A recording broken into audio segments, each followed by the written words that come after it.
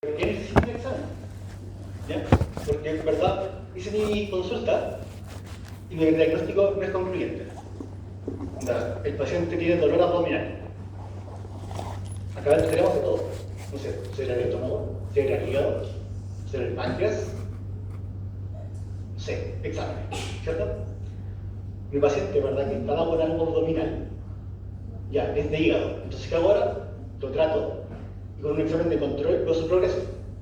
Y si era muy malo, el pronóstico. ¿Cierto? Quiero verificar que el tratamiento es efectivo. Lo mismo, ¿verdad? Estoy haciendo mi tratamiento y no está resultando, ¿verdad? No estoy viendo los casos que quiero ver, mi resultado de control. Entonces pienso, chuta, mi control, mi tratamiento, ¿lo cambio? ¿Aumento el tratamiento? ¿Aumento la cantidad de tratamiento que estoy dando? ¿Verdad? Y el más básico de todo, ¿verdad? Es que si hacemos, ¿verdad? Por ejemplo, una cirugía o una estrategia, queremos que el paciente no se muera en el pabellón, entonces nos aseguramos de que el paciente esté suficientemente estable para operar. ¿Cómo vamos a hacer eso? Lo veremos en hematología. Lo mismo, no quiero meterle así como tiene que estar así, tiene que estar así, porque por ahora no les incumbe porque uno tiene semiología. Pero se va a entender.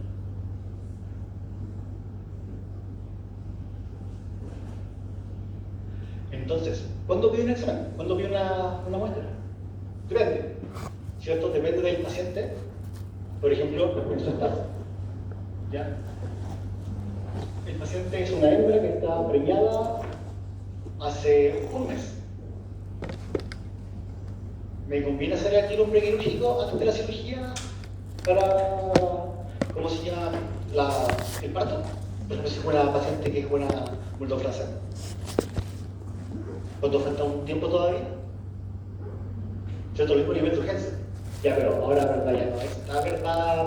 Estamos pensando en que necesitamos la cirugía ahora ya, porque hay un parto complejo. ¿Verdad? A nivel de urgencia. Queremos guardar a estas pacientes, por ejemplo, pensando en pacientes que puedan tener más o menos edad, ¿cierto? Que van a hacer algún viaje, ¿verdad? Y por otro lado, ¿verdad? Tenemos los independientes del paciente. El paciente puede ser crítico, muy crítico, pero sin inflatar. ¿Qué se hace? Y es algo que lo van a ver. Pregunto entonces. Tenemos un paciente que está en estado crítico, pero no se puede pagar, ¿verdad? Un examen completo. ¿Qué se les ocurre que podríamos hacer? Aparte de rezar que, doctora, al horario, ¿qué podemos hacer?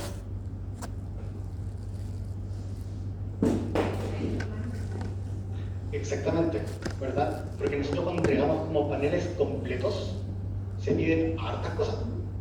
Entonces pidamos lo esencial. Una vez me pasó, en el norte, un paciente, 14 años, pastor alemán, mandaron una cagada de muestra. Pensé, debe estar muy malito y muy inquieto. Pedía registro químico, hemograma, electrolitos, hormonas, SDMA, lo verán después. Pero bien, 5 exámenes, con poca muestra.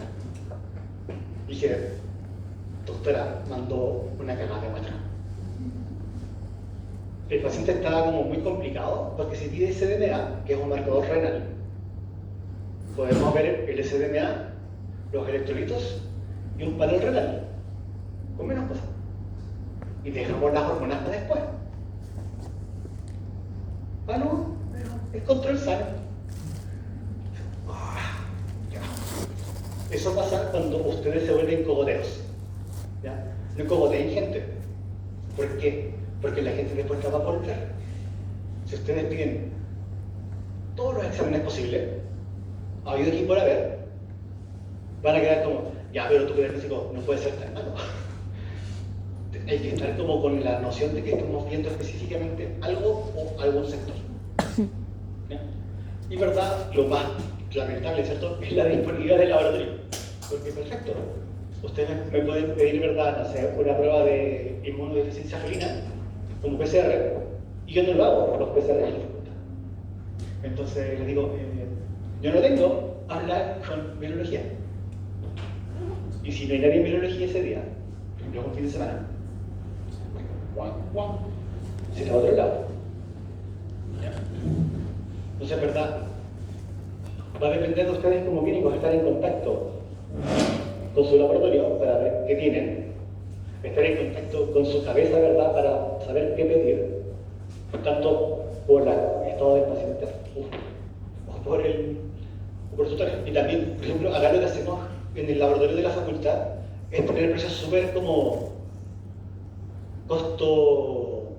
súper el costo en realidad, porque nosotros tomamos la perspectiva de que estamos haciendo el examen de tiempo cero y queremos que se controle. Para mí, por lo menos, es indispensable que haya un control.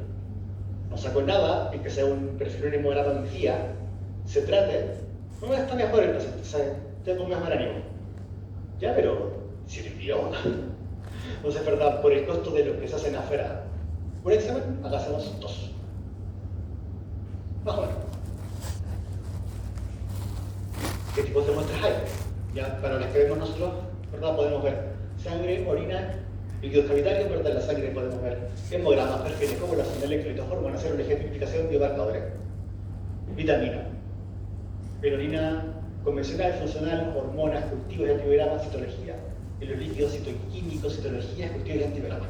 Se puede ver de todo, ¿ya? Pero pregunta, líquido cavitario, ¿sería, por ejemplo?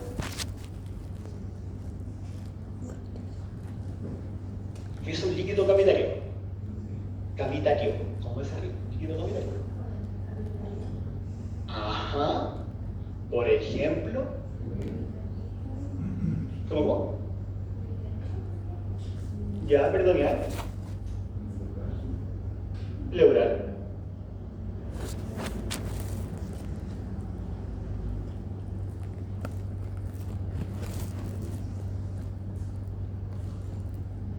Articular. Cefalorraquídeo. Quístico. Intraglandular. Pericárdico. Entonces hay harta variedad. Y nosotros le hacemos todo. Pero hay reglas básicas, ¿ya? Nuestro deber, para tomar la muestra, ¿verdad?, es proteger la integridad del paciente y la nuestra. Esa mano de ahí es mía. Y esos rasguños me lo hizo un gatito y le dije al dueño, por favor, sujételo bien para que no me salte la mano y me hagan pedazos en la mano. Lo soltó. A la primera, el gato hizo así. Lo soltaron, el gato al ser soltado se estresó, me cayó en la mano y me hizo girones. Yo me iba de vacaciones al día siguiente. Súper. Entonces hay que tomar, ¿verdad?, precauciones necesarias para pacientes complicados. Si yo sigo con pacientes complejos, por ejemplo, le puedo pedir el bocel. O le puedo pedir, ¿verdad?, que esté con un tranquilizante, un par de horas antes. ¿Ya? Pero si el perro es complicado, o están viendo, ojalá, no sé, algunos de ustedes logren ver tigres, digamos, ¿verdad?, o tiburones, o lo que sea más complejo, no se maten por un paciente, menos todavía por una muestra. Si el paciente es muy complicado, ustedes pueden decir, no, prefiero no tomarlo yo.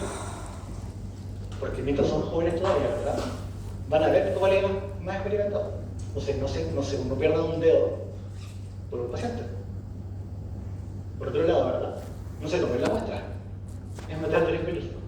¿Ya? Las muestras se dan con precaución, ¿cierto? Cuando uno las toma, cuando uno las guarda, cuando uno las entrega al laboratorio. Y finalmente, estas muestras, ¿verdad?, para que no pierdan su representatividad, ¿verdad?, tienen que ser conservadas de forma adecuada.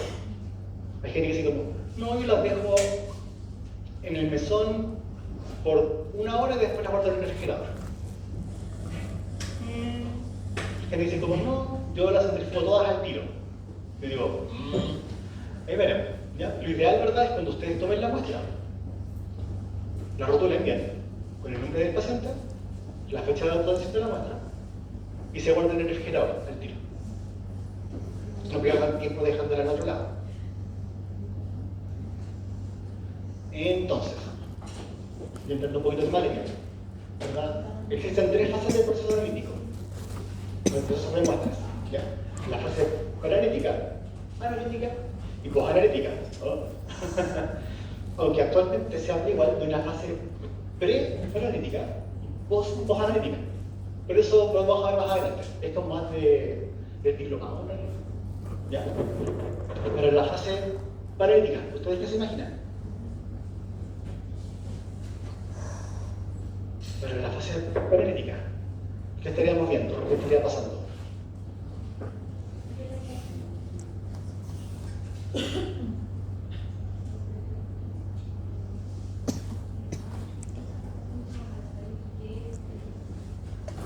Ya, ¿cierto? Lección del paciente, ¿sí?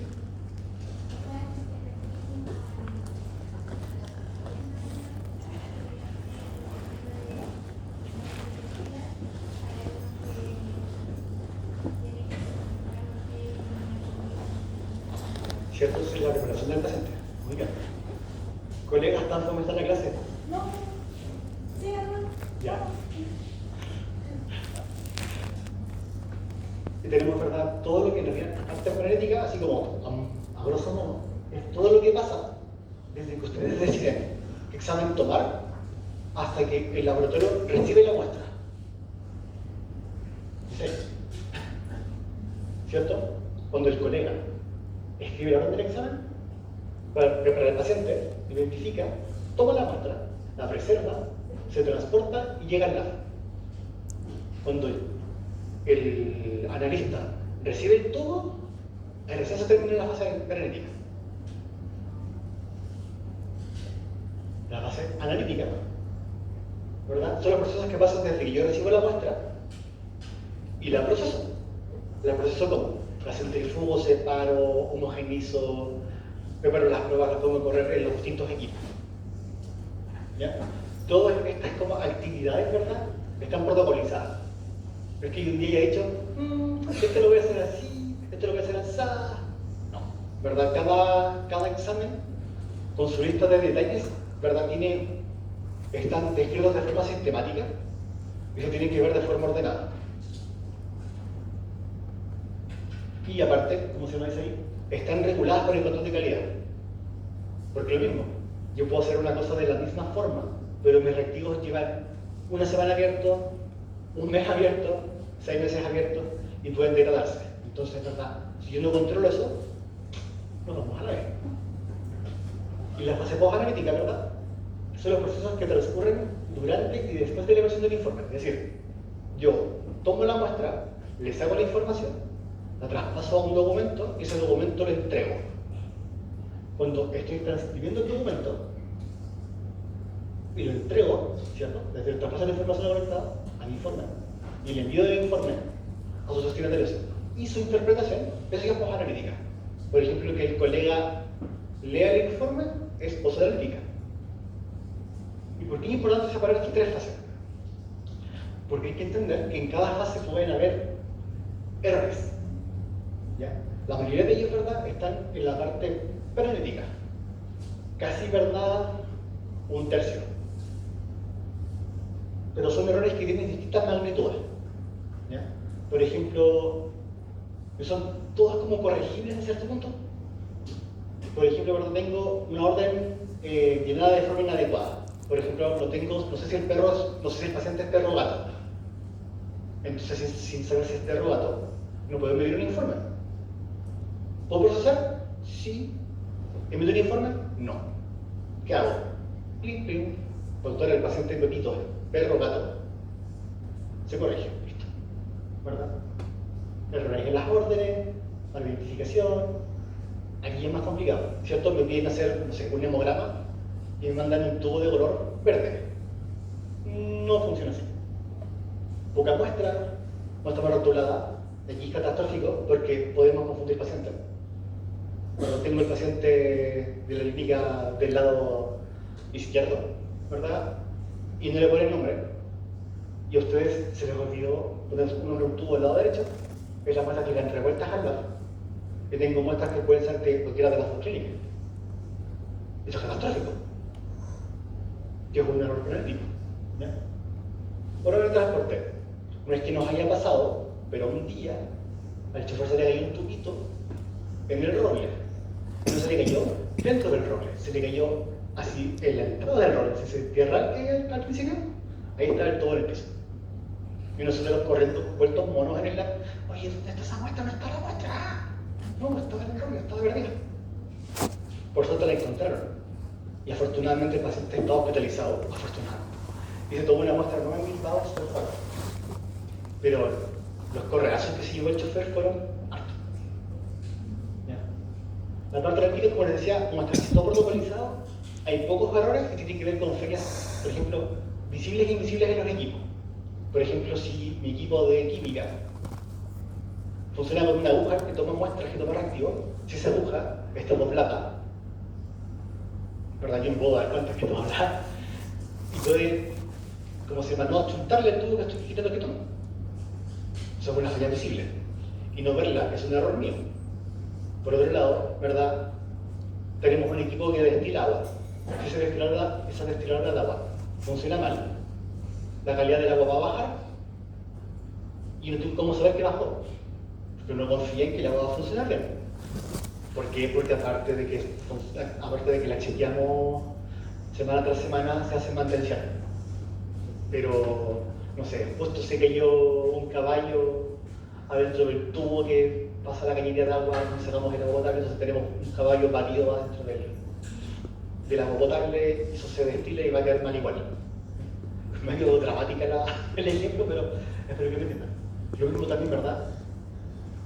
Los procedimientos, si no sigo los procedimientos, obviamente estoy arriesgando no tener errores, y errores ya como más genéricos que muchos se demuestran. Y finalmente, el otro tercio de errores posibles, ¿verdad? Es que, perfecto, yo saqué el informe, pero copié el de al lado. No copié el informe del paciente 2, copié el del paciente 1 y lo pego en el del informe 2. Muy bien, el resultado, se mandó bien la muestra, se procesó bien la muestra, la copié mal. No es que me haya pasado, un par de veces. Pasa. ¿Ya? Fallas en el reporte, error en el envío. Típico, en vez de enviarla a Bilbao, la envío al hospital. No es que me haya pasado. Se envían datos de resultados. Por ejemplo, no sé, el día sábado estaba muy enfermo y tenía que enviar un informe por WhatsApp a un doctor, al doctor Pinto de Caballo. Como estaba enfermo, mi teléfono se quedó sin pila y estaba tirado en la cama, parece tirado en el baño.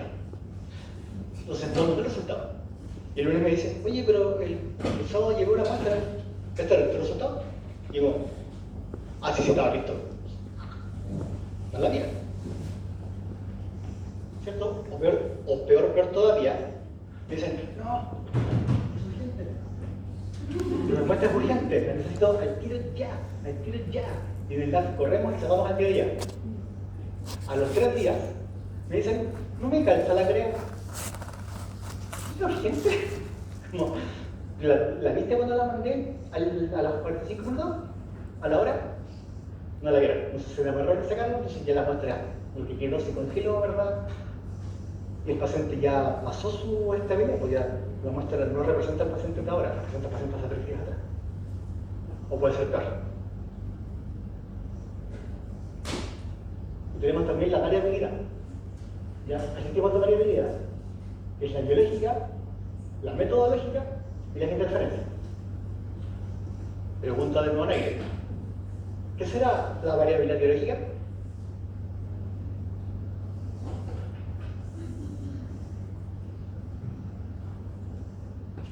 ¿Qué será la variabilidad biológica? Ya en distintas especies, por genética, ¿quién da más?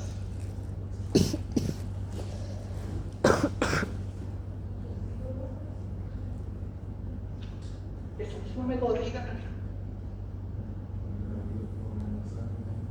Eso es como...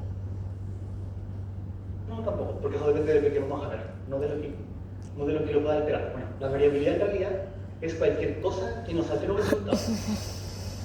¿Ya? Entonces la variabilidad biológica, ¿verdad? Dependen de la variación de estos valores de un individuo en otro.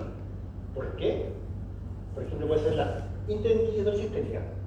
Por ejemplo, en la mañana tenemos menos cortisol que en la tarde, creo. La variable lógica interindividual, aleatoria. Por ejemplo, si yo comí algo ayer o no, puede afectar mi resultado de hoy día. Por ejemplo, si me como un chacarero, mañana va a tener más triglicéridos. Y la variabilidad biológica interindividual. Entre individuos, ¿verdad? Son diferentes por especie, edad, raza, sexo, etc. Entonces, ¿verdad? Yo quiero ver la glucosa. ¿Puede cambiar por estado fisiológico? Sí. O tengo que ir a casa ahora. Nos vemos. O...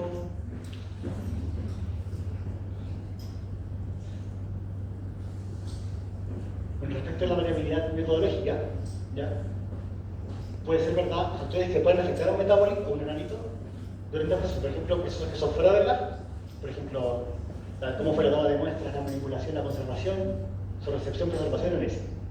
Por ejemplo, si la muestra fue tomada de forma traumática, porque ustedes toman muestras con jeringas, pero si tomamos una muestra con un serrucho, ¿verdad? El paciente la va a pasar peor.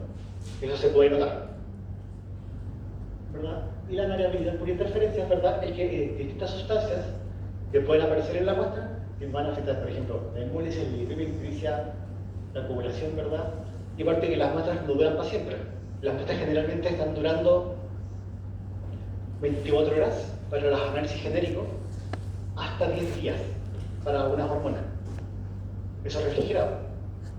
Pero si yo las preparo y las conservo, pueden durarme 3 meses congeladas.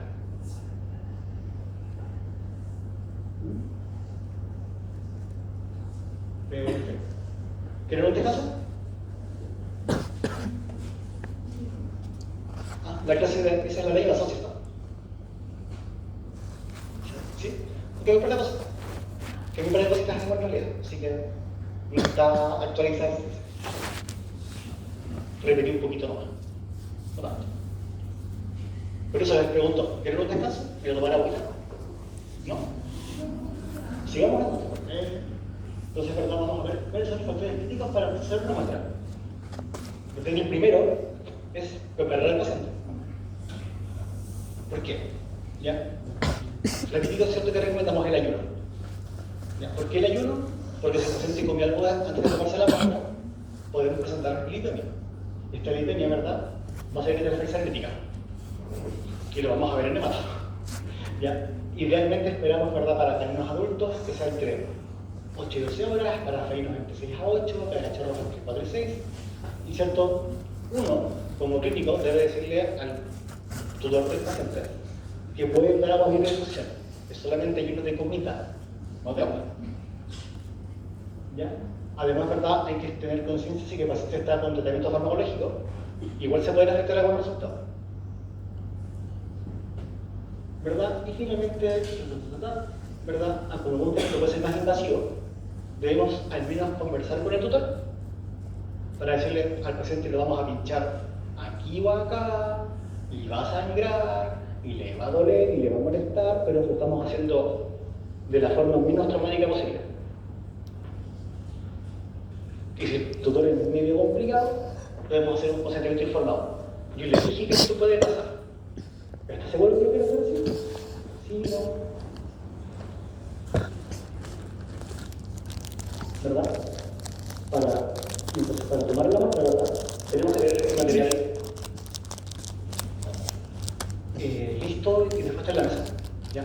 No podemos esperar a que tengamos al paciente arriba de la mesa de trabajo para ir sacando los tubitos y las jeringas y las cosas, no.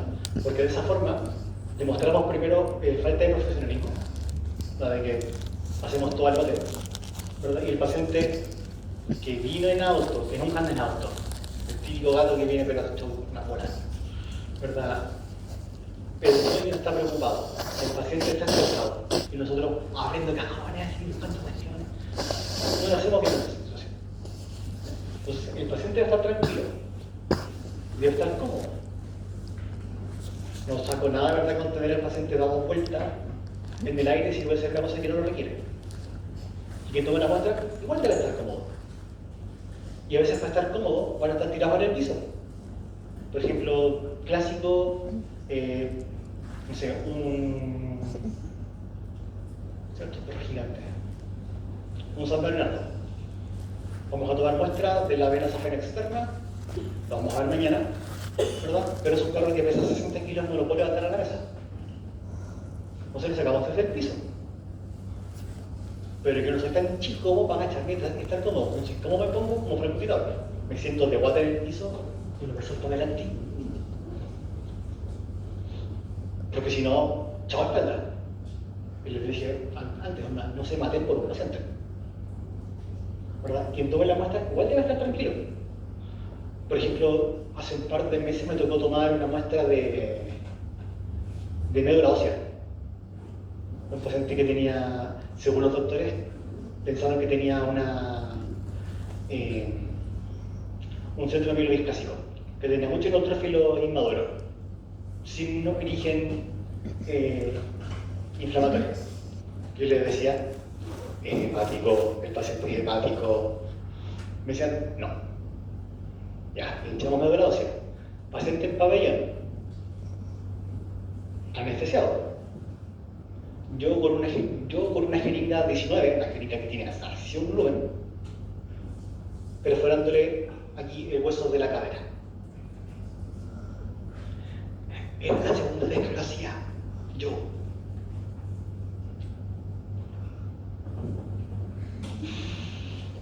Pensando que aparte es un poodle chico y me hace un huesito delgadito y hay que hacer presión y hay que perforar el hueso, darle una vuelta, así como los buenos animados, ¿verdad? Cuando abren los vidrios, perdón, nos llega el borde del vidrio, hace un círculo, saca una tapa y se me mete la mano. Hay que hacer eso pero con una jeringa. Si con el pincel uno lo gira y corta, ¿verdad?, el borde del periósteo y entra, saca el volumen y se va. Primera aguja doblada. Segunda aguja, perfecto. Pero nunca el... la pena. No, esto pasa. Tranquila. Por una nueva. Me sirvo de nuevo. ¿Y pasa pela? ¿Ya? Pero se entiende que no se pueda preocupar. Lo importante es practicar y tratar de mantener como si una prestancia como lo más seria posible. Y compasiva, porque como si soy muy serio, es como, mi perro se está muriendo. Sí sé, ¿y qué? No, tampoco es así. ¿Ya?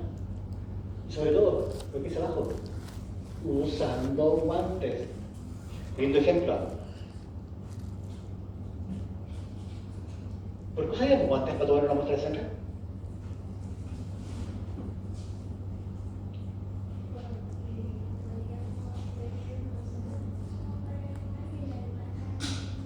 Exactamente. Es un riesgo direccional. La información del paciente. Vamos a pedirle, ¿verdad?, el número de ficha, su especie, raza, edad y sexo, y ojalá antecedentes. ¿Ya? Por ejemplo, aquí les digo ya. ¿Cuál de estos se llama Luna? No tenemos cómo saber, digamos. ¿Y qué pasa a veces, verdad?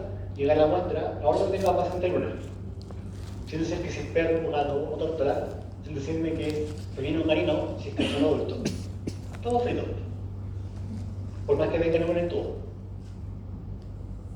¿Ya? Y también tenemos que tener información administrativa. Por ejemplo, el nombre de la persona del doctor, ¿verdad? Y su contacto. ¿Por qué? Por si no pagan.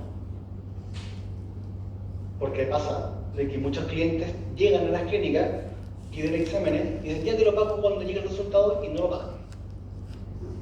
Pero si guardamos el RUT, los podemos perseguir hasta el fin de la tierra. Y nos ha tocado. Al final, esa orden que ven ahí, que es la versión nueva que vamos a hacer este año, está hecha así, en base a pura experiencia. ¿Ya? También información de quién lo solicita. Nombre del médico, o doctora, la clínica y el contacto. Porque perfecto, me llega una orden y no sé quién se lo manda. Es como, bacán, o sea, todo bien, pero ¿de dónde llegó? A chuntarle, mandarlo a todos los correos. ¿verdad?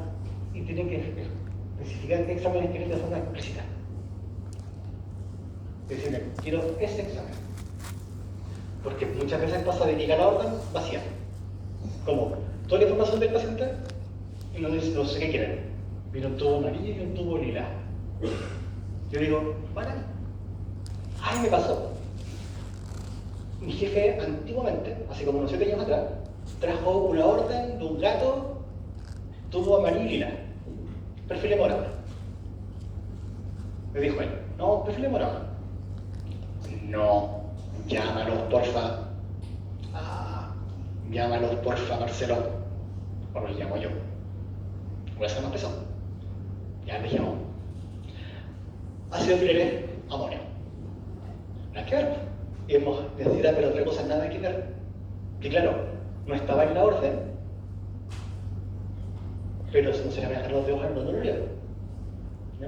Entonces, si no lo piden, no sabemos qué hacer. Y de hecho, la recomendación es no hacer nada.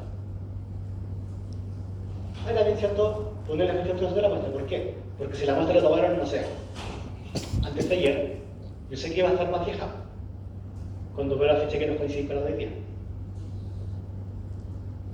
¿Cierto? Y indicar la paciente, ¿verdad? Cuando entonces tengo los tubos y tengo la orden y tengo el paciente en la mesa, debo verificar que el paciente sea el que estoy viendo. Que pase por favor la paciente Luna. Ya, pasa Luna. Pero ¿cuál de las 3 lunas que estaban en la clínica? Así que digo, Luna. Pero que dice que es felino. Y su luna es canino. No sale. Ahora se daría. ¿Cuál luna es? La otra luna. Perfecto. Y conste, les digo esto sí porque son anécdotas, estas cosas que me han pasado. ¿Ya?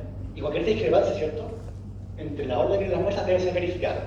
Por ejemplo, aquí esto me llegó, ¿verdad? Cierta parte que se llama loca, es un perro y es DPC. Canino DPC. ¿Qué son los DPC?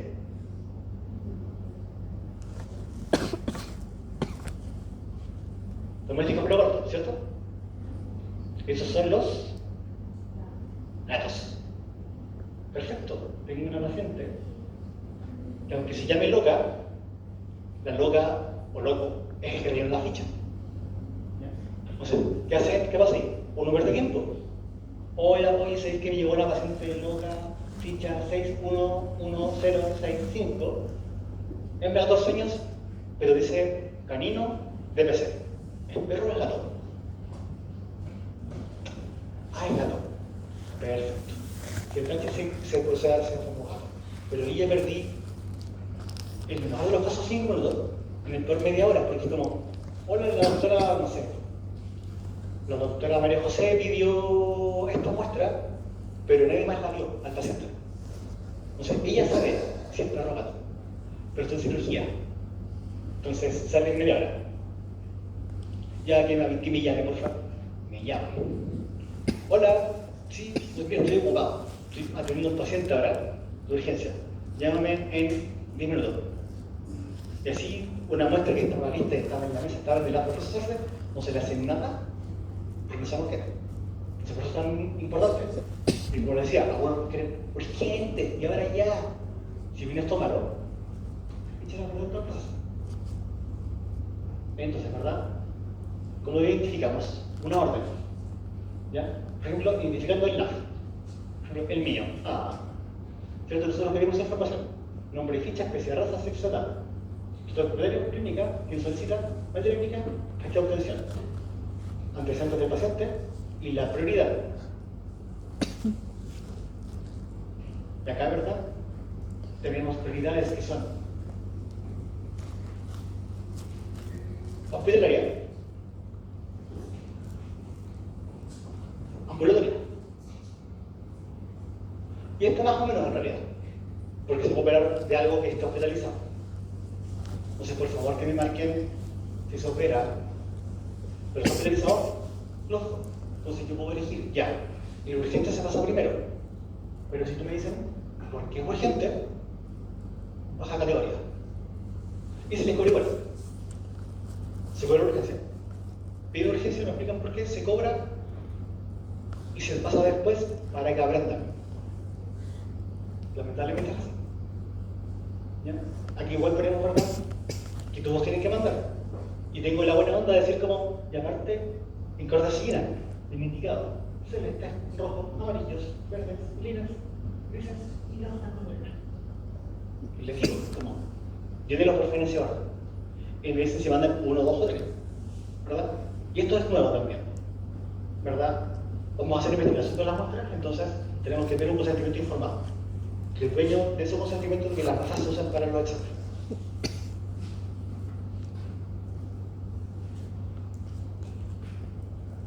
Como les decía, ¿verdad? Nosotros, ¿verdad?, tenemos la paquetización de muestras, hemogramas y perfiles, ¿verdad? Y les decimos al lado, manden el tubo lila, amarillo y gris. ¿Por qué? Porque no se lo saben tampoco. Y estoy tan chato de eso que prefiero que esté en la baja. Y cuando se equivocan les digo, ahí dice, pues me pasó hace poco. ¿No me con qué? Ah, ¿se fijan, verdad? Dígame.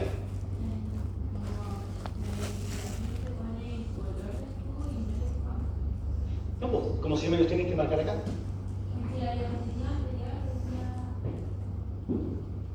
Ah, ellos tienen que decirle que todos nos mandaron. Sí. Si la orden en realidad es que se va a poner todo ahí.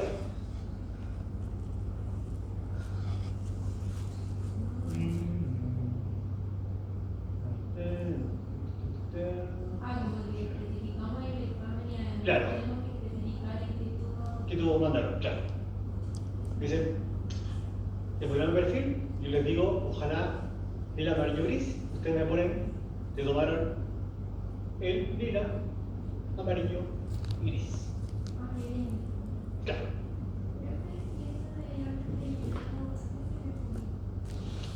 Lo vamos a ver mañana. Es fuentes.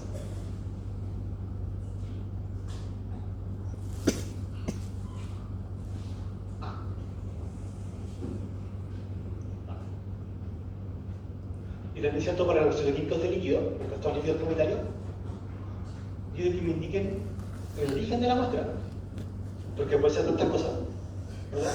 Que le pongan en los antecedentes, porque hay poquito espacio ahí. Pensando que la orden en verdad es una plana grande llena de datos. Y aparte, tengo la decencia de ponerles que trae cada examen. Por ejemplo, registro básico de hematolito, hemoglobina, leucocitos, plaquetas, proteína, albúmina, ACTLD, NUS, CREA, calcio, fósforo, glucosa, PP, etc. Decimos que trae. ¿Por qué? Porque no sé qué trae tal examen. Dice, ¿qué trae tal examen? ¿Ya? Y esto se ve reflejado mejor, ¿verdad?, en la forma ya individualizada. Entonces el hemograma trae todo eso, por ese primer cuadro de arriba. El básico trae eso, ¿verdad? Y puede partirse en más partes. Eso va en un tubo lila. La coagulación, ¿verdad?, son esas dos pruebas, o fibrinógeno o dímero D. Eso pasó el otro día. Pidieron un dímero D, que no saben para qué es, pero les cuento, ¿verdad?, que es un marcador de pacientes que puedan tener coagulación entre la muerte seminal. ¿Se lo han escuchado eso? Coagulación entre la muerte seminal. Un paciente con un shock séptico, ¿no? Lo que no más adelante, ¿no? Pero ya es algo bien letal. Porque el dímero D, ¿verdad?, es un subproducto de la coagulación. No se forma un coágulo y cuando el coágulo comienza a romperse porque se tiene que degradar, se generan dímeros D. Entonces, mientras más alto es el dímero D en una muestra de sangre, hay un proceso de coagulación que ya se está como terminando. Por ejemplo, en un proceso de shock. Y se manda en un tubo celeste. Primero que nada, de aquí lo que acá, la doctora lo mandó para afuera. Qué feo. 2, en un tubo amarillo. Le dije, es en un tubo celeste, porque si no, porque más encima en el tubo amarillo, lo vamos a ver ahora, ¿verdad?, queremos que la muestra se coagule. En el celeste no. Entonces, tiene sus motivos de por qué son los colores. O por qué en un rojo y en un amarillo. Lo vamos a ver. ¿Verdad? La muestra se debe identificar para ser trazable. ¿A qué me refiero con eso? nombre, ficha y día, me permite ver qué te llegó, de dónde llegó y cómo se llama, y se puede encontrarlo en una gravilla gigante de muestras llegando a los días. ¿Ya? Bueno, entonces por lo menos ojalá tener nombre del paciente, la ficha, el folio del lado y la fecha de recepción. Eso es lo que le ponemos nosotros acá. No, debe tener ojalá el nombre, la fecha local y la fecha de obtención, y nosotros le ponemos, revisamos el nombre, la ficha y anotamos, ¿verdad?, el folio del lab y su recepción. Entonces, para tomar una muestra de sangre periférica, ¿verdad? Ahora, si quieren parar un segundo, ¿no? ¿No? ¿Sí? ¿Ah, no? ¿No paro? ¿No? Sigamos. Para tomar una muestra de sangre, nos vamos a hacer una muestra de pelo, un torniquete, un riñón, algodón, jeringa y mariposa, los tubitos, ¿verdad? Una hematilla, una cinta hemostática.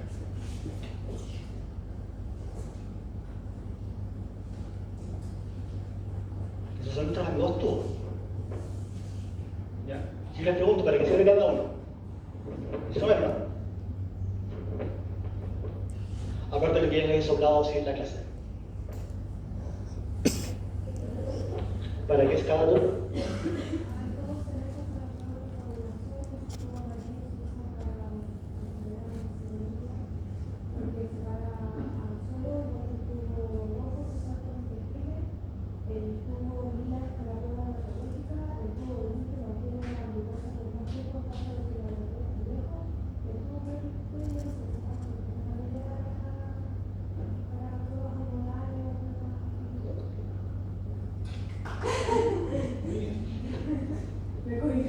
No, todo súper bien, ¿cómo se llama?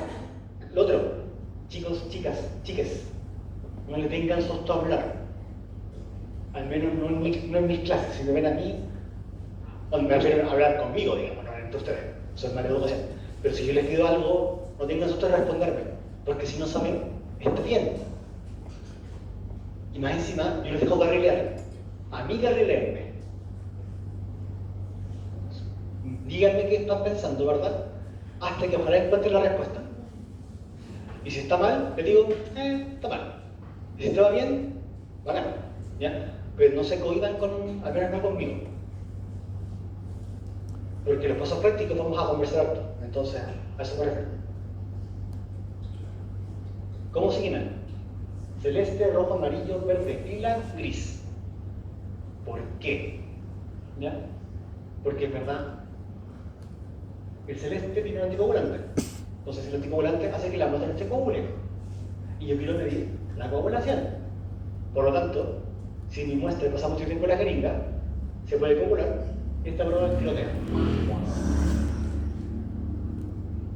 Después lleno el de etapa roja, que de hecho activa la coagulación. Y es suero. Para química, ¿cierto? Serología y hormonas. Si no tengo rojo, amarillo. Que en separación se lo voy a mostrar igual mañana. Para química, porque suero, serología y hormonas. Y si no tengo ni rojo ni amarillo, usaré uno verde, que tiene un anticoagulante que es la heparina. Dígame.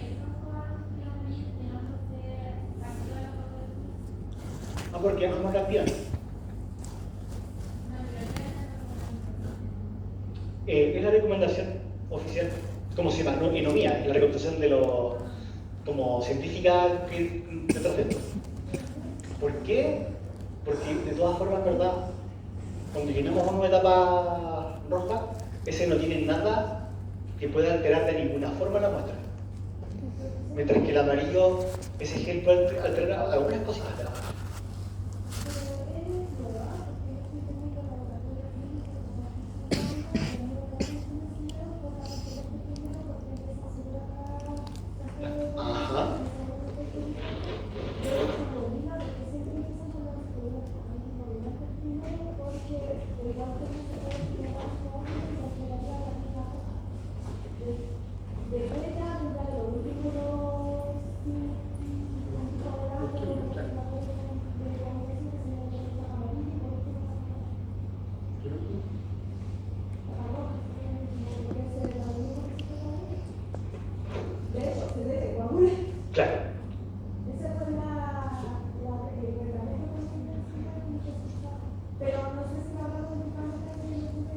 En humanos, ¿cierto?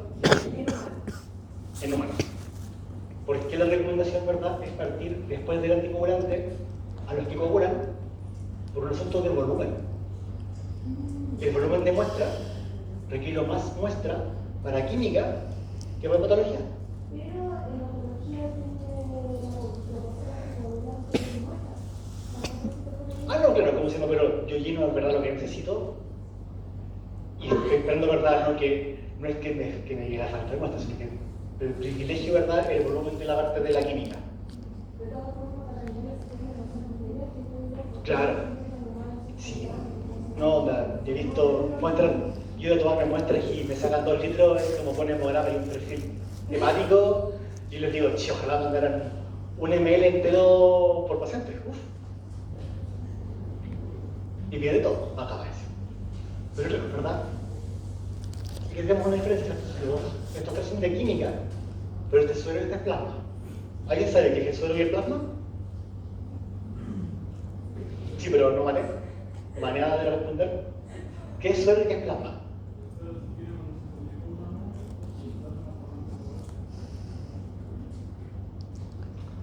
Ambas son cosas de preocupación en todo caso. Pero sí. ¿Pero qué diferencia tienen? ¿Cuál es la diferencia si...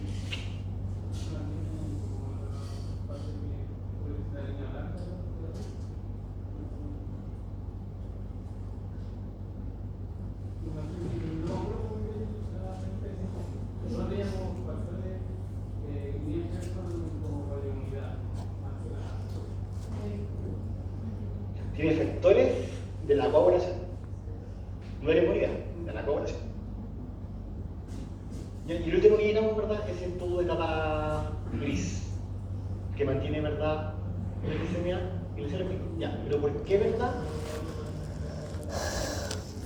¿Qué hace este flujo de sodio para que pueda mantener la glicemia? Ya porque cuando tomamos la muestra, ¿verdad?, la sangre sigue estando viva así con metabolismo, digamos, para que tenga el metabolismo, tiene metabolismo.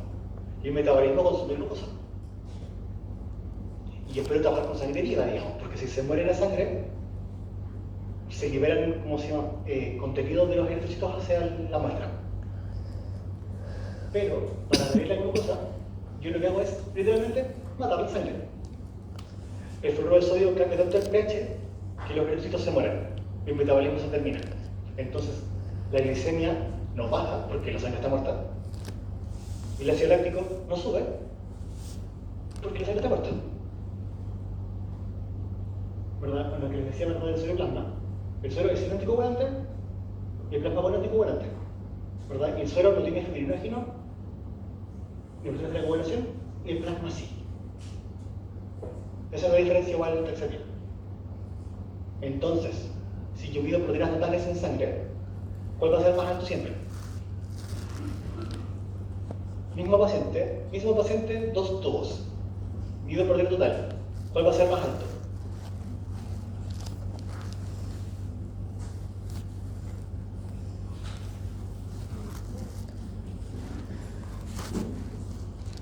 Y de proteínas totales. Bueno, como no saben, ese es el problema. Las proteínas totales en sangre se descomponen en albúmina, globulinas y factores de la coagulación. ¿Ambas tienen albúmina? Sí. ¿Ambas tienen globulinas? Sí. El suero no tiene coagulación, factores de la coagulación. Y el plasma sí tiene. ¿Qué es una diferencia en perros y gatos de, no sé, 0.1? Menos que 0.2 máximo. Pero en rumiantes es más importante. Porque en rumiantes el fibrinógeno es una proteína de fase aguda, como la proteína de la inflamación. Eso lo van a ver en hemato, de nuevo. Es como estas diapos están tapizadas en asteriscos de hemato. Porque el fibrinógeno es una proteína de fase aguda. Es una proteína asociada a la respuesta inflamatoria. ¿Y por qué? Porque generalmente la respuesta inflamatoria en rumiantes tiende a encapsular. O sea, ¿qué hace el rumiante? Ve a un agente verde infeccioso y en vez de matarlo, le hace un coágulo encima. Y eso lo encapsula.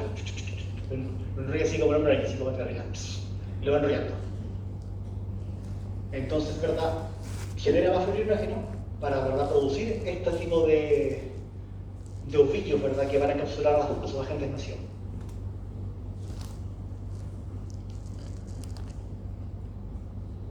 Limpiar la muestra, ¿ya? Para que no se comprometa la muestra, ¿verdad?, tiene que ser, guardarse, ¿verdad?, como se ponen según las instrucciones del proveedor. Si me dicen que tienen que refrigerarse al tiro, será el tiro. Si dicen que no, que no.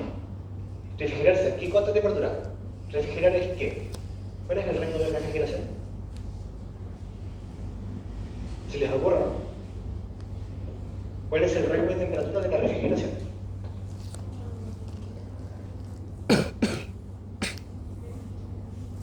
No.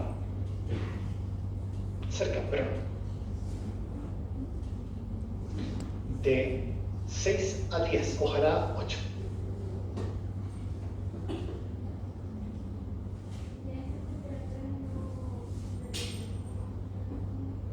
No, porque prefieren más que nada sobre los 20 y tantos grados. Sobre los 25 ya prefieren. De hecho, la temperatura ambiente es más de 25. Y la congelación es a menos 20, no es a menos 1. Ojo. Y lo mismo, no se les ocurra congelar muestras de sangre para hematología, porque se rompen. ¿Ya? Menos 20 para congelación. Y supercongelación menos 80. A menos 20 una muestra de suero que dura 3 meses estable, para ver prácticamente todo. La supercongelación a menos 80 me dura un año. Pero dejo la glicemia en un tubo rojo o amarillo sin infrarrojo y lo dejo en el refri, me dura un día. Y baja de, no sé, tenía 100, me quedan 8. Pero si lo uso en un tubo con tapa gris, me baja de 100 a 95. En 10 días. A temperatura ambiente. ¿Ya? Bueno, ¿verdad? Cada prueba requiere, ¿verdad?, su tubo específico, un sentido específico. Y llenar, ¿cierto?, se debe llenar hasta el volumen adecuado. Por eso hablamos, ¿verdad?, de la importancia del volumen de la muestra. Porque para hematología se usa menos volumen, medio ml basta solo para prácticamente todo. Pero para química necesitamos, ojalá, un ml entero para medir casi todo. Y en humanos es más, pero humanos pero nos dejan vacíos. Las muestras se homogenizan, homogenizar son 15 vueltas. Para arriba, cerrado, eso. 1, 2, 3, 15. Batir. Muestra homogenizada, se da vuelta. Ustedes han escuchado quizás también como en las series médicas, como, oh no, la muestra se homogenizó, no se puede hacer. La huicha. Aquí en veterinaria no es así. El paciente se porta mal, se homogeniza. La muestra se tomó pegando de lado, hasta que se quede, se homogeniza la muestra. Entonces, nosotros tenemos como menos, no es que tengamos, ¿cómo se dice?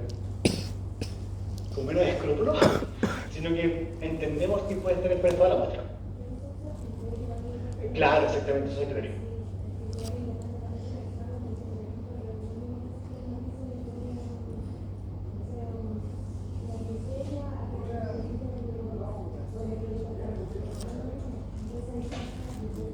Exactamente. Eso lo vamos a ver primero en todo caso.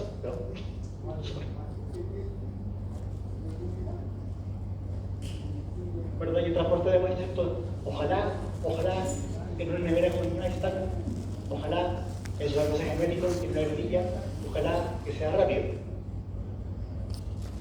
Que nos pasa a nosotros. Nos costó un montón conseguir una nevera limpia para el chofer del vehículo. Y nunca llevaba icepack. Yo tuve que poner un termómetro a la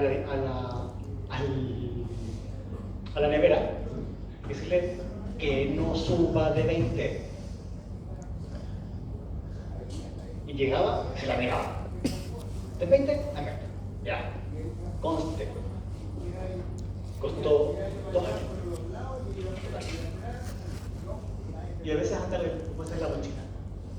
Queda plancha. Y a veces se demora un chingo en llegar, porque la ruta es muy larga. Yo lo entiendo, cuando se tiene que ir a buscar muestras a Las Condes, a Pedro y Reserva, a San Bernardo, a La Florida, y después para acá, obviamente, en Santiago, por alguna persona es mucho. Pero pasa. Entonces, otras empresas de otros labs tienen hartos logos en modo. De hecho, son logos de edición del EQC y muchos tipos de motos. Se demoran mucho más. Y hay aquí un poquito de material, ¿verdad? Para los intervalos de referencia. ¿Qué es un intervalo de referencia? ¿Verdad? Es el valor que yo puedo encontrar en un paciente sano de una misma cohorte, de una misma especie de individuo. Por ejemplo, en un perro sano, espero que su glicemia sea entre esto y esto. No diré números porque es lo veremos en hemato, pero es lo que uno espera encontrar. ¿Y eso cómo se calcula? Para parámetros paramétricos es, ¿verdad?, la distribución, ¿verdad? Que uno ve como una campana de Gauss. Si tuvieron, ¿verdad?, tuvieron estadística, ¿no? Súper. Entonces ahora tenemos una media y a 1.96 sigmas para izquierda y derecha, el valor que esté entre medio es lo que vamos a esperar, ¿verdad?, como el valor de referencia. Pero, ¿verdad?, como tenemos pacientes que pueden pesar, caninos adultos que pueden pesar 2 kilos, 60 kilos, ¿verdad?, la variabilidad que tenemos biológica, que hablamos antes, hace que estos valores sean bastante anchos al veterinario. Y más encima, si lo tenemos valores para perro. Ah, bacán, perro de cuánto? De un día, de 10 años, no es lo mismo tanto.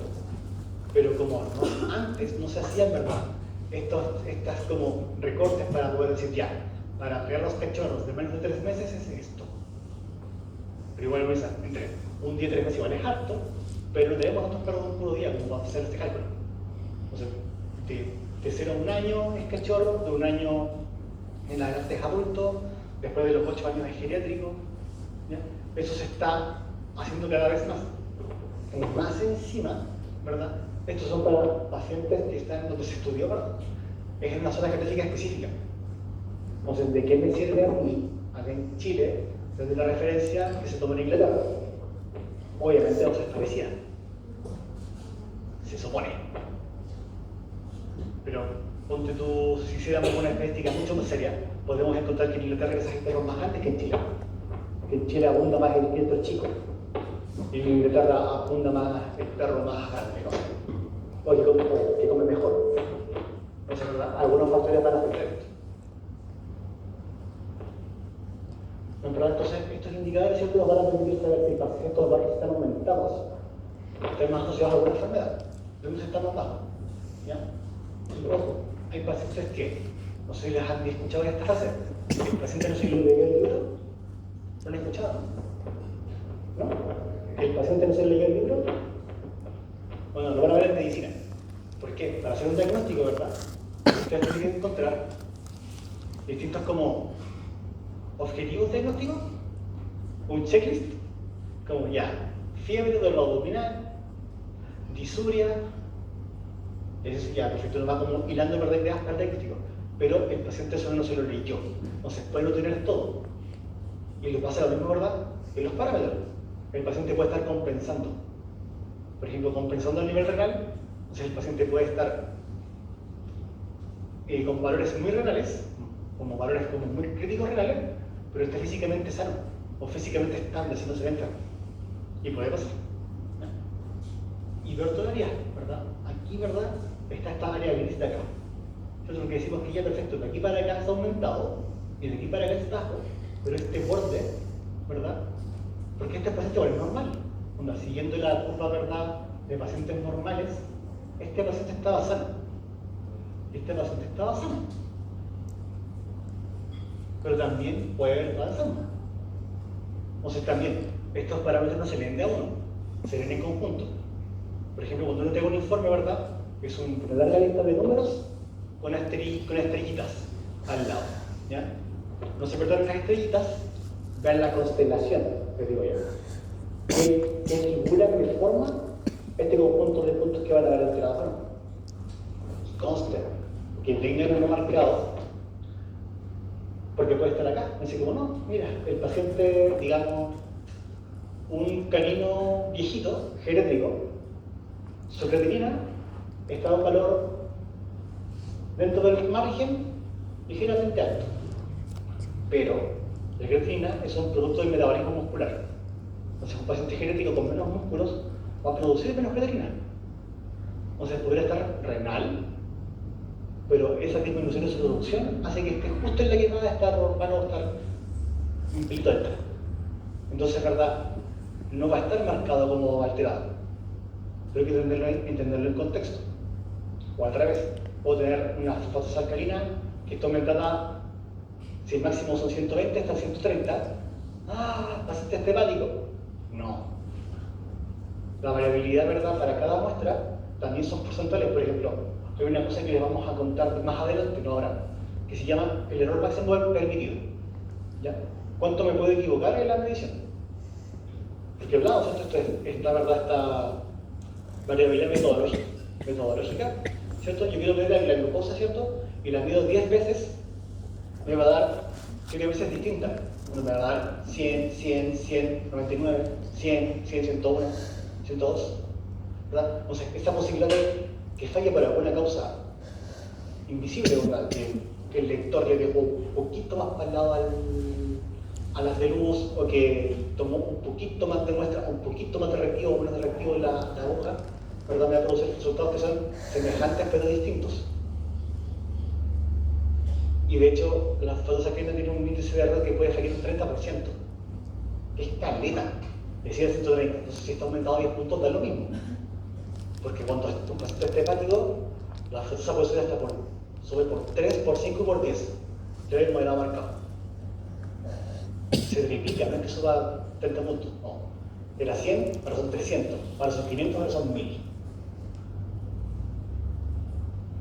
Lamentablemente, las enzimas son valores que no son paramétricos, entonces no se distribuyen, ¿verdad?, de esta forma, sino que se distribuyen en pacientes sanos, que es mucho más bajo, y en pacientes enfermos, que es mucho más alto. No es una curva como, no es la curva de la campana de Gauss, sino que es una distribución que para pacientes sanos es muy hacia un lado, y para pacientes enfermos es muy para el otro lado. ¿Se ve con cierto? ¿Verdad? Y aquí hay una cosa que se llama el valor de corte, ¿ya? O el valor de decisión, límite de decisión. Por ejemplo, ¿verdad? Tenemos el ejemplo acá, es el hematorito. ¿Qué es el hematorito? Colega, ¿no? ¿Otra prueba qué es el hematorito? ¿Qué es el hematorito? Ya, representado como porcentaje. Es claro, son los eritrocitos en sangre representados en una proporción volumétrica.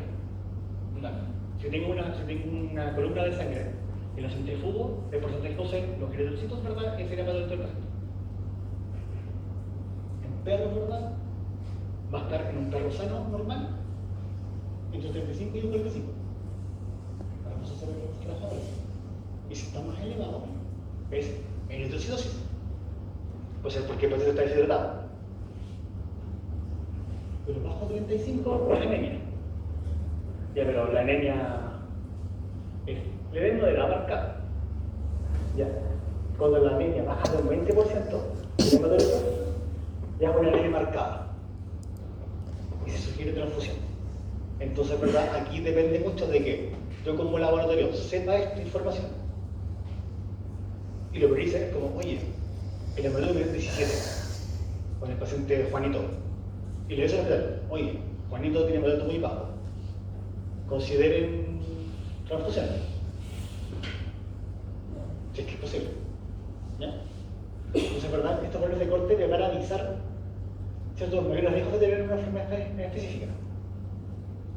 Yo, la verdad, el paciente, ¿verdad?, puede estar fuera del margen del periodo de referencia si no estoy sobre un límite de decisión. Por ejemplo, puedo tener un hematócrito de 25.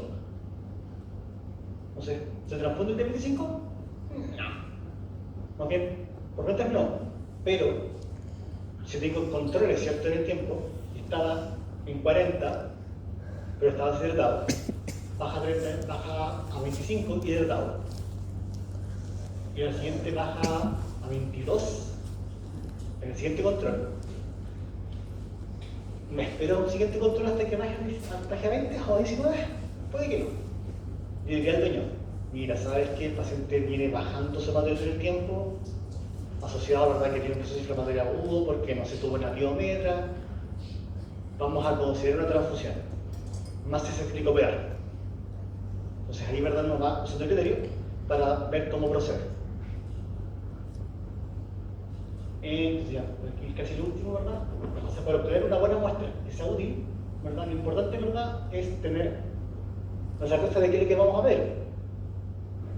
Soy clínico, quiero pedir algo específico. Lo pido de forma específica. La muestra, ¿cierto?, se debe enviar una cantidad suficiente con una calidad apropiada. El lab, ojalá tiene lo que estoy buscando y me dé confianza. ¿Cómo se da esta confianza? Conversando. Uno. Y la otra es, por favor, me dan sus tablas de control de calidad. No las tienen, no confío. Lo mejor es irse por la buena. Confiar, decir como, mira, ¿sabes qué? Te puedo mandar una contramuestra porque no me coincide el resultado. Te vas a decir, sí, no, depende. Pero por ejemplo, cuando a mí me piden, digo, sí, mando una contramuestra y aquí está el informe de control de calidad. ¿Estamos seguros de que se está bien hecho? ¿Me puedo equivocar? Todo el rato. ¿Me he equivocado? Hartas veces en este tiempo, pero yo en verdad trato de trabajar con honestidad con respecto a los colegas. Al final es una cuestión de respeto mutuo. Y finalmente, ¿verdad?, la interpretación. Porque de lo mismo, si hacemos todo lo otro bien, y se interpreta mal. El paciente igual puede cooperar.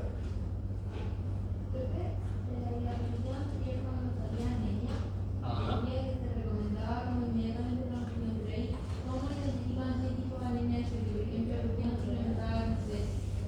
Con hierro o con una anemia como falta de hierro, con sentido de tipo de anemia, ¿qué activo es como ir a un traspaso de una sangre con la leche? Excelente pregunta. Muy bien. ¿Por qué hacemos eso? Porque en realidad, cuando tenemos una anemia que está bajo 20%, las posibilidades de que el paciente se recupere solo o un tratamiento que no sea como eritropoyetina o no sea transfusión son muy bajas. Generalmente nosotros vamos a trabajar con pacientes que estén en estado como hospitalizados en un 25-30% de anemia. Pero, por ejemplo, hay gatos que tienen anemia de 10% de hematocrit. Y es como, chuta. Y no es gratis, digamos, ¿por qué tienen 10% de hematocrit? Porque puede ser una anemia hemolítica infecciosa, puede ser una anemia por una pérdida de sangre severa, así como un corte, ¿verdad? Que igual depende mucho del contexto. Por ejemplo, si el paciente viene atropellado y tiene mucha anemia, comienzo, veamos si la pérdida fue hacia afuera, si la pérdida es dentro del mismo cuerpo, por ejemplo, que sale la sangre, ¿verdad?, a la cápsula abdominal. Se depende mucho como del contexto, pero la recomendación fija es que bajo el 20%, la posibilidad de que se recupere el paciente bien, sin intervención de una transfusión, es bastante menor. Y lo mismo, hay gente que dice, por ejemplo, pacientes con anemia que están en 30%, pero se van a operar. Y la cirugía siempre es sangre. Se corta, ¿verdad?, la sangre se salta para todos lados. Entonces, post cirugía, el paciente va a tener anemia. Entonces, si el paciente está muy al borde, no es perfecto, consigamos igual una bolsita de transfusión, una bolsita nomás para como si va a compensar si es que por si acaso. Especialmente en cirugía más compleja. No sé si al paciente le vamos a sacar un lunar, lo mismo, pero si le vamos a sacar el vaso ya es más complejo. Más complejo. Y en la última diapo, antes de que nos podamos ir a trabajar de vuelta. Y muchas gracias. No demora nada. ¿Verdad? Es la legislación en Chile. ¿Ya? Actualmente hay una ley que, como aquí tenemos nosotros, una ley y dos formas. ¿Ya? Y la ley, ¿verdad?, es súper poco específica, ¿verdad? Habla de que el laboratorio que va a hacer estas muestras, ¿verdad?, ojalá evite el maltrato animal. Es como, claro, ¿verdad? Porque en realidad esto se asociado como a todo el concepto del trabajo clínico veterinario. La laboratorio de clínica. Entonces, claro, ojalá, ¿verdad? Cuando tomamos la muestra, sean decisiones buenas. Tanto para el paciente como para las personas. La norma chilena, ¿verdad? La ISO 17025, ¿verdad? Es para el laboratorio de diseño y deliberación, que habla de la competencia técnica. Y lo mismo, ¿verdad? La 15689, que son competencias técnicas. Una para clínicos y otra para de ensayo. La diferencia, ¿verdad? Un laboratorio de ensayo es que son laboratorios que tienen un corte, ¿verdad? Analítico no de salud. Por ejemplo, laboratorios de agua, de minerales, ¿verdad? De minería, de toxicidad ambiental. Esos son los de ensayo. Mientras que los clínicos son todos, ¿verdad? Estos que son biológico, microbiológico, inmunológico, químico, inmunológico, hematológico, biofísico, citológico, patológico, o lo que sea. ¿Ya? Pero ambos hablan de la competencia técnica. ¿Qué es ser competente? La última pregunta que les tengo para hoy día. ¿Qué es ser competente?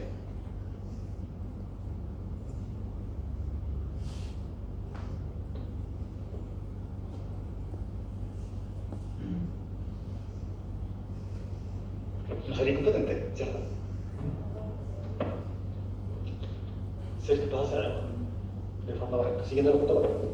Es decir, ser competente es tener protocolos y poder seguirlos.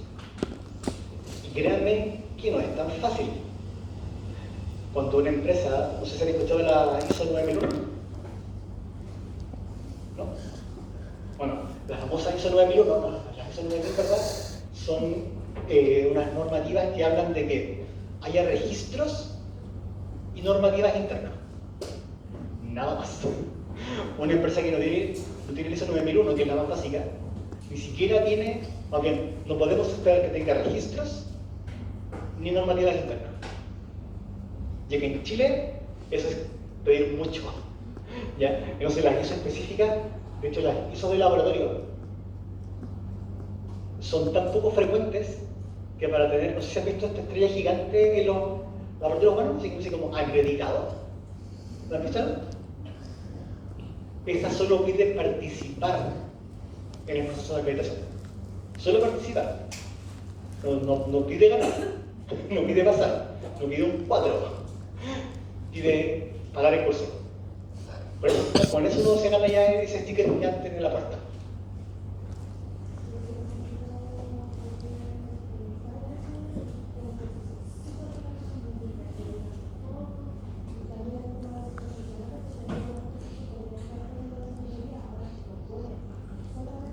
El de laboratorio.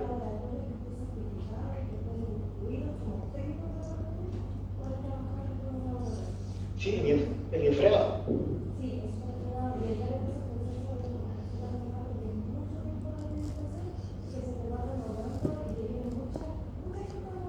Pero si lo piensan en realidad, pero si lo piensan cierto, tiene que ver porque la empresa que lo quiere hacer no tenía esta información. No tenía registro. Si lo estuviera, sería fácil. Si tuviese normativa, sería fácil. Si tuviésemos ese orden, sería fácil. Pero como no lo tenemos, se hace muy difícil. Y es una cuestión cultural de acá, tanto de nuestro país, digamos que es todo hecho al lote, ¿verdad? Todo jijijaja. En otros países, por ejemplo, si no tienen esas normas, ¿verdad? La ISO 15689, no pueden atender a un paciente humano. Antes de abrir la puerta tiene que estar acreditado. Para que cachen igual lo peludo que puede ser, y de estas, ninguna aplica para nosotros. Aquí es tremendamente laxo para la veterinaria. Por lo mismo, van a haber muchos chantas. Por eso está esta carga positiva. No es porque, uy, qué difícil. No, luego, aquí no hay normativa. No nos sigue el SAF, no nos sigue el SP. Aquí cualquier se pone por un laboratorio.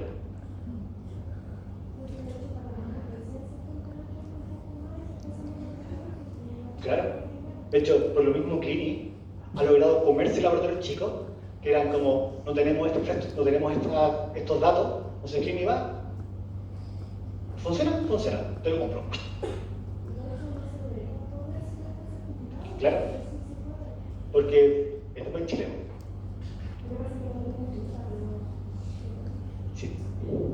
Así que también, ojo, cuando vayan a hacer exámenes, ojo, el que se estrellita tampoco dice mucho en realidad. Y personalmente igual yo le tengo un rencor eterno a los médicos humanos, que no son capaces de decir, ya, ¿con quién me damos el examen? Me dicen, no tomes estas muestras. ¿Con quién? ¿Alguno que usted le conozca y le diga? ¿Que me diga? Pero si no pasa tiempo, ¿ya? Ustedes la semana que viene van a ver con la doctora Quecha, que es de imagenología, y su igual es terrible humano. Me imagino que lo han visto, lo van a ver también. ¿Ya? Así que eso, chicos, los libero por hoy. Nos vemos mañana a la misma hora, el magnetismo matinal, y vamos a hablar, ¿verdad?, del paso práctico de la semana que viene.